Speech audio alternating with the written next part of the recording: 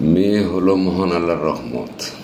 আপনাদের যারা মেয়ে আছে তাদের জন্য বলছি, মেয়েদেরকে আমরা মা বলি, বাবাও বলি, কিন্তু ছেলেকে কিন্তু আর মা বলতে পারি না। সুতরাং মেয়েকে দুইটাই বলা যায়, মাও বলা যায়, বাবাও বলা যায়, মেয়েও বলা যায়, ছেলেও বলা যায়। এত বড় আল্লাহর রহমত। আবার আমরা মেয়েকে বলি আমাদের রাজকন্যা। আসলে এই রাজকন্যা বলতে পারেন, কিন্তু তাকে গইরা তুলবেন রাজ সিংহের মতন, কারণ সমাজে অনেক কুকুর থাকে মেয়েদের দিকে তাকানোর জন্য, মেয়েদেরকে ডিস্টার্ব করার জন্য। সুতরাং মেয়েকে যদি আপনি রাজকন্যা না বানিয়ে রাজসিংহ বানান, তাহলে কোনো কুকুর ক্ষতি করতে পারবে না। আবার মেয়েদেরকে বলি চাঁদ মুখ।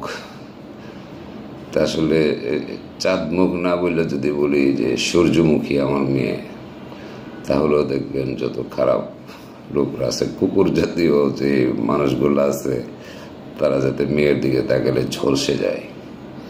সুতরাং মেয়েকে সেভাবেই তৈরি করুন।